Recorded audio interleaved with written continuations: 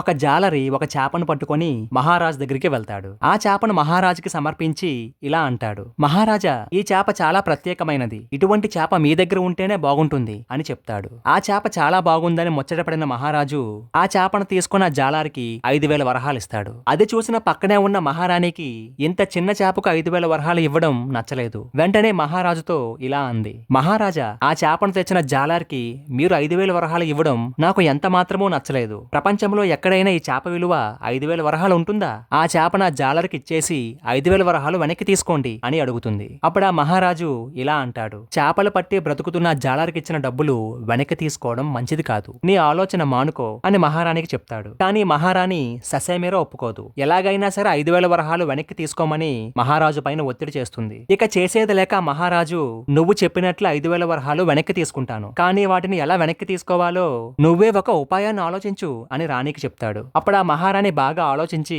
ఆ జాలరిని వెనక్కి పిలిపించండి. వాడు రాగానే ఈ చేప ఆడచేప లేదా మగచేప అని అడిగి తెలుసుకోండి. ఒకవేళ వాడు ఇది ఆడచేప అంటే మాకు మగచేప కావాలని, ఒకవేళ వాడు ఇది మగచేప అంటే మాకు ఆడచేప కావాలని చెప్పి తెలివిగా చేపను వెనక్కి ఇచ్చేసి 5,000 వరహాలను వెనక్కి తీసుకోండి అని చెప్తుంది. అప్పుడు ఆ మహారాజు ఆ చేపలు పట్టేవాడిని పిలిపించి అడగడం ఇష్టం లేకపోయినా సరే ఇది ఆడచేప లేదా మగచేప అని అడుగుతాడు. దానికి ఆ చేపలు పట్టేవాడు, మహారాజా, ఇది ఆడచేప కాదు మగచేప కాదు, చాలా వింతైన చేప, ప్రపంచంలో ఎక్కడా దొరకదు, అందుకే మీకిచ్చాను అని సమాధానం చెప్తాడు. ఆ సమాధానం నచ్చిన రాజు మరింత సంతోషంతో ఇంకో 5,000 వరహాలు బహుమతిగా ఇస్తాడు. అలా ఇస్తున్నప్పుడు ఒక వరహ జారి కింద పడిపోయింది. ఆ కింద పడిపోయిన వరహ కోసం ఆ చేపలు పట్టేవాడు వెతుకుతూ ఉండగా అది చూసిన మహారాణి ఆ మహారాజుతో ఇలా అంటుంది, చూసారా మహారాజా, వాడి పిసనారతనం, ఎంత లేఖితనం ఉందో వాడి దగ్గర. వాడి చేతిలో 10,000 వరహాలు ఉన్నా సరే పడిపోయిన ఒక్క వరహ కోసం వెతుకుతూ ఉన్నాడు. మిమ్మల్ని బురుడీ కొట్టించి ఇంకో 5,000 వరహాలు కొట్టేశాడు. వాడికి అత్యాశ బాగా పెరిగిపోయింది మహారాజా, ఒక్కసారి అడగండి అని మహారాణి చెప్తుంది. మహారాణి మాటలు విన్న రాజు